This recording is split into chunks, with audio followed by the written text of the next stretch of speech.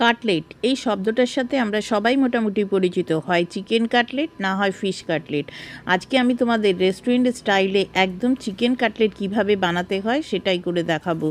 আর এটার ভেতরে কোনো রকম আলু বা ময়দা পাউরুটির গুঁড়ো কিছুই কিন্তু আমি ব্যবহার করিনি। পুরো রেসিপিটা শেষ পর্যন্ত দেখলে তোমরা বুঝতে পারবে কিভাবে কত সহজে এই চিকেন কাটলেটটা বানানো যায়। আর এটা বানিয়ে তোমরা ডিপ ফ্রিজে সংরক্ষণ করে দিলে গেস্টরা এলে পরে সব বাড়িতে ভেজে সাথে সাথে পরিবেশন করতে পারবে। দেখো পুরো একদম চিকেনে ঠাসা। আর রেসিপিটা যদি তোমাদের ভালো লেগে থাকে তাহলে লাইক কমেন্ট ও শেয়ার করার অনুরোধ রইল। তাহলে let's start this recipe easy cooking with me.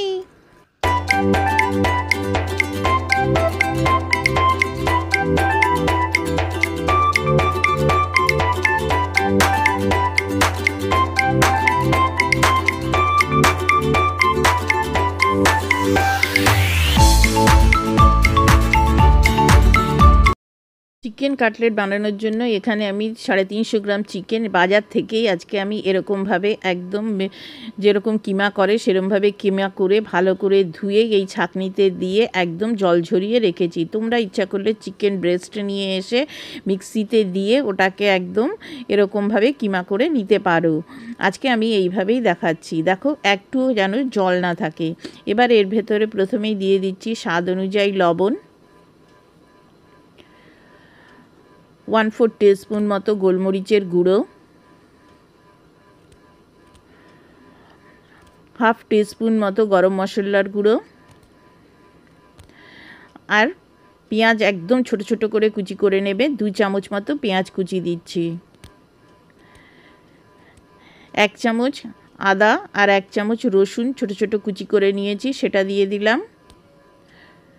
কাঁচা লঙ্কা কুচি 2 চামচ দিচ্ছি, ঝালটা তোমরা তোমাদের পছন্দ মতো দেবে। আগেও গোলমরিচের গুঁড়ো দিয়েছি। 1 চামচ মতো ধনেপাতা কুচি,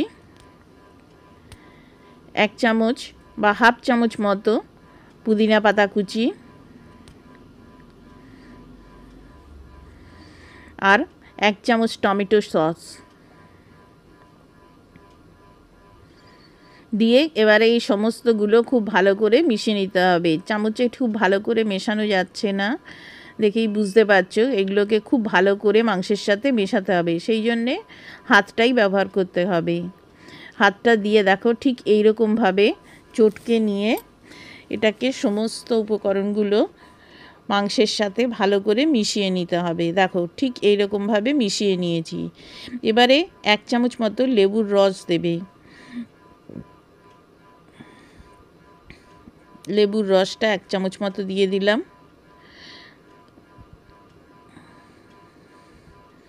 দিয়ে আবারও ভালো করে মিশিয়ে নিচ্ছি। আর যেহেতু চিকেন ব্রেস্টটা একটু ড্রাই হয় সেই জন্য এখানে আমি 1 চামচ সাদা তেল ব্যবহার করেছি। তোমরা ইচ্ছা করলে 1 চামচ ঘিও এখানে দিতে পারো। দিয়ে এবারে দেখো এটা ঠিক এরকম একটা ডোর মতো হবে।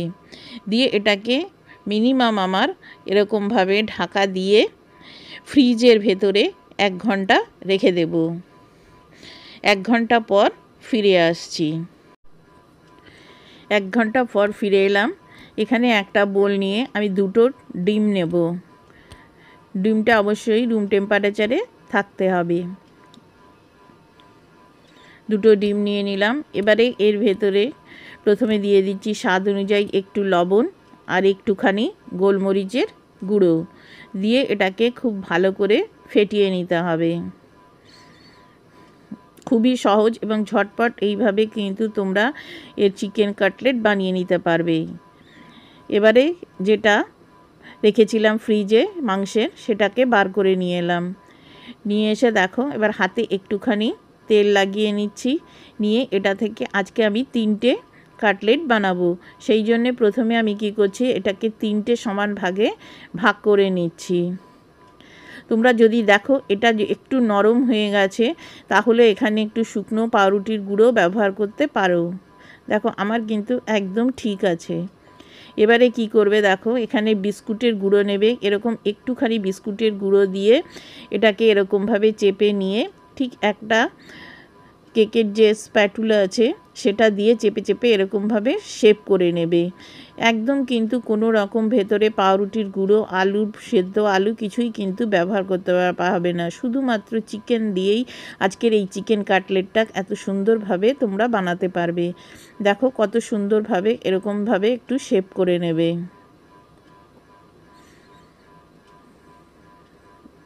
দেখো আমার চ্যানেলে এরকম আরও নিত্য নতুন চিকেনের রেসিপি দেখার জন্যে নিচের ডেসক্রিপশানে আমি তার লিংক দিয়ে দিয়েছি। আবারও একটা করে দেখাচ্ছি কিভাবে করবে। প্রথমে এটাকে এরকম বিস্কুটের গুঁড়োর মধ্যে এরকমভাবে একটুখানি ডুবিয়ে নেবে, নিয়ে এটাকে একটুখানি হাত দিয়ে চেপে চেপে প্রথমে শেপ করে নেবে। আর আমার এই রেসিপিগুলো তোমরা কোথা থেকে দেখছো সেটা জানিও, যাতে আমি তোমাকে থ্যাংক ইউ বলতে পারি। আর রেসিপিগুলো যদি তোমাদের ভালো লেগে থাকে তাহলে অবশ্যই আমার চ্যানেলকে সাবস্ক্রাইব করে আমার বন্ধু হয়ে যাওয়ার অনুরোধ রইল। আর আমার চ্যানেলের রেসিপিগুলো তোমাদের ভালো লাগলে পরে অবশ্যই বন্ধুদের সাথে শেয়ার করো। দেখো কত সুন্দর ঝটপট এটাকে এরকমভাবে শেপ দিয়ে নেবে। এবারে এই সবগুলো এরকমভাবে শেপ দিয়ে নিয়ে এটাকে আমি আধ ঘন্টা একটুখানি ডিপ ফ্রিজে রেখে দেব, যাতে এটা একটুখানি শক্ত হয়ে যায়, তাহলে আমার হ্যান্ডেল করতে সুবিধা হবে। আধ ঘন্টা পর এটাকে বার করে নিয়ে এলাম, নিয়ে এসে এটাকে প্রথমে ডিমের ব্যাটারে এরকমভাবে ডুবিয়ে তারপরে একটা বিস্কুটের গুঁড়োর এরকমভাবে ঘুরিয়ে বিস্কুটের গুঁড়ো লাগিয়ে নেবে। একটুখানি আধ ঘন্টা ফ্রিজে রেখে দিলে পরে এটা কিন্তু হ্যান্ডেল করতে সুবিধা হবে। দেখো ঠিক এরকমভাবে করে নিয়ে আবারও এটাকে এরকমভাবে আর একবার ডিপ কোট করে নেবে, ডাবল কোট, তাহলে কিন্তু অনেক বেশি ক্রাঞ্চি খেতে হবে। দেখো এরকমভাবে করে তোমরা কিন্তু ডিপ ফ্রিজে কিছুক্ষণ রেখে তারপরে এয়ারটাইট কন্টেনারে করে সংরক্ষণ করতে পারবে। এবারে লাস্ট যেরকম আছে সেরকমভাবে একটুখানি ফিনিশিং দিয়ে দেবে, আর বিস্কুটের গুঁড়োটা একটু চেপে চেপে লাগিয়ে দেবে, যাতে তেলে গেলে খুব একটা ছেড়ে না আসে। দেখো কত সুন্দর তৈরি হয়ে গেল চিকেন কাটলেট। এবার এটাকে আমি 10 মিনিট একটু ডিপ ফ্রিজে রেখে দিচ্ছি। 10 মিনিট পর ডিপ ফ্রিজ থেকে বার করে এনে এগুলো তোমাদের ভেজে দেখাচ্ছি। দেখো তেলটা কিন্তু আমি গরম করে নিয়েছি, খুব বেশি যেন গরম না হয়ে যায়, অল্প গরম থাকে, এবং এগুলো দিয়ে কিছুক্ষণ হতে দেবে, 2 থেকে 3 মিনিট একটা পিঠ, তারপরে এটাকে উল্টাবে। তেলটা খুব বেশি গরম হয়ে গেলে ওপর দিক থেকে লাল হয়ে যাবে তাড়াতাড়ি, এবং ভেতর দিকটা কিন্তু কাঁচা থেকে যাবে অবশ্যই।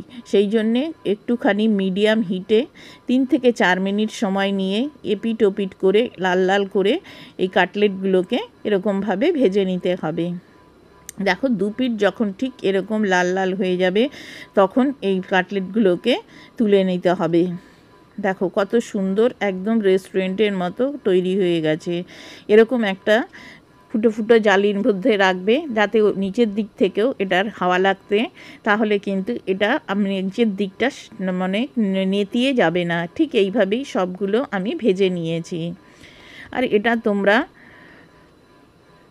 টমেটো সস, মাস্টার্ড সস, যে কোনো সসের সাথেই এটাকে পরিবেশন করতে পারবে। এত সহজভাবে এত সুন্দরভাবে এরকম একবার চিকেন কাটলেট বাড়িতে বানিও, আর বাড়িতে বানালে কেমন খেতে হয়েছিল সেটা কিন্তু আমাকে জানাতে ভুলো না।